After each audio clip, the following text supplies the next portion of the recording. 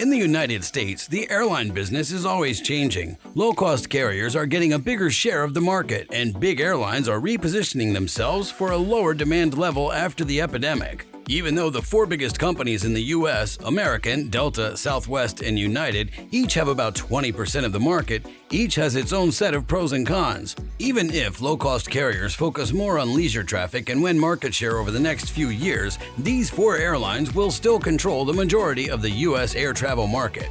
Even though they all have similar market shares and the same goal, which is to get customers who are ready to pay more, Delta Airlines has managed to pull ahead of its three main competitors by being more focused, more aggressive, and just better managed in general.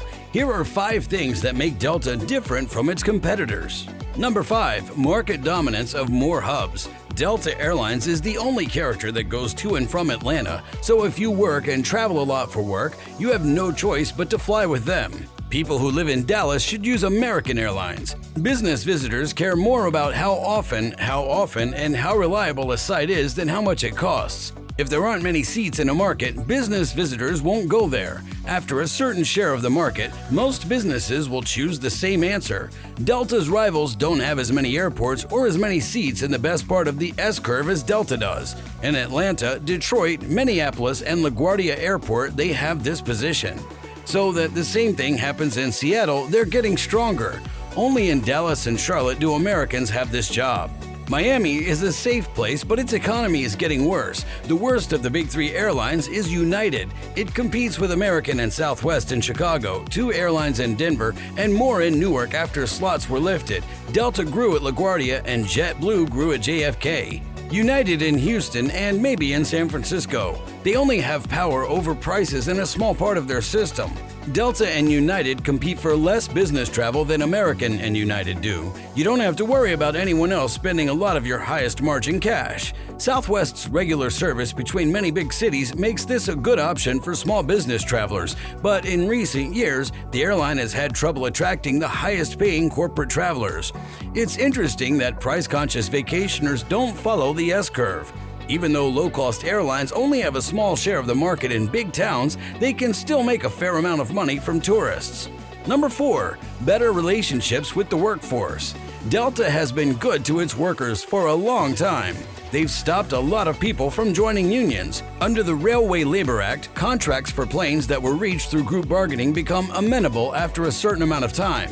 Delta has a history of starting talks well before the date of the change and then making a new deal on or close to the original date. American and United took years to sign contracts that could have been changed, and the company and its biggest unions haven't trusted each other for a long time. After many years, American and United often sign contracts. Weak management makes strong unions is a popular saying in the flight industry. Companies don't help workers as much as unions do. If a company doesn't talk to its employees often and openly and doesn't have good ways for them to give useful feedback, the union fills the gap. If the company doesn't do it, the union will try to get pay, working conditions, and perks that are on par with the market. By this measure, Delta ran its business better than its biggest rival. Even though we can't see it, the working ties at the company have made the bangers taste better. Southwest has good relationships, but flight attendants recently turned down an idea that they cut their pay temporarily instead of taking time off because of low demand. Their flight attendants quickly turned down an idea to cut their pay instead of giving them time off, which showed that there were problems. Number 3. Smarter fleet strategy. Delta's fleet of planes is getting up there in age. Their fleet of planes is older than the fleets of American Airlines, 11 years, Southwest Airlines, 12 years, and United Airlines, 14 years, because their planes have been in use for an average of 17 years. But because the company has spent money on updating the insides of their planes, people on a Delta flight often don't know how old the plane is. Delta is also able to keep this fleet's reliability of dispatching at a high level thanks to their section of technical operations. This means that Delta can have a fleet with lower running costs without sacrificing the quality of their operations. Delta's rivals weren't nearly as quick to act as they were, but as soon as the epidemic hit, Delta grounded their fleet of Boeing 777s and 717s. Even though I wouldn't give Delta credit for not having the Boeing 737 MAX when it was grounded, this isn't a coincidence either, since they tend to not buy the newest planes and keep their fleet in good shape with regular servicing. American Airlines has a fleet of mostly new planes, which has helped the company rack up a huge amount of debt. United has tried to say that this is a plan to keep more wide-body planes for the big increase in long-haul travel, which is an interesting move on their part. Southwest keeps things simple by only flying one type of plane, but the business has found that problems with certain models of even this one type of plane can cause a lot of trouble. Number 2. Global airline investments. Delta, like other investors in the airline business, has had to write off some of its holdings in global carriers for the near future. Delta's bought shares in carriers in Asia, Europe, and Latin America.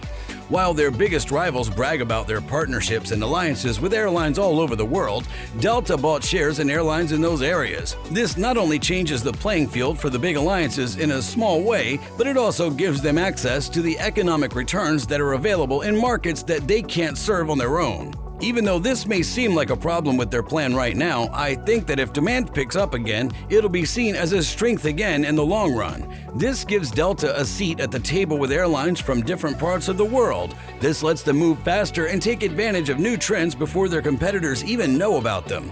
Southwest Airlines recently started doing business in other countries, which has helped them see things from a different point of view. However, their codeshare partnerships have been limited and not very successful. Delta is more global than American and United, and this gives them an edge over their competitors in the long run. Number 1. Clearer strategic focus. All of the other reasons we've talked about show that Delta is more focused on the way they're in business and what their key strengths are. The heads of both American and United have talked to the public about how they're worried about the threat that low-cost carriers pose to their businesses. Delta has always focused on giving great service to high-paying business travelers. However, to compete with low-cost airlines, the company has introduced the first basic economy rate in the industry. Delta doesn't apologize for the high price of its tickets, but a lot of people have still chosen to fly with them in the past. This is because Delta has a bigger range of services, is more reliable, and pays more attention to the little things than its competitors. During the epidemic, Delta was the carrier that kept people from sitting in the middle seats for the longest time. Part of the reason they could do this was because they had a fleet plan that made it cheaper for them to do so. They bought an oil plant, which helped the whole industry because it kept refining capacity running when it would have been shut down otherwise. Delta has established itself as the airline to beat among the biggest in the United States in many ways, including these. Thanks for watching.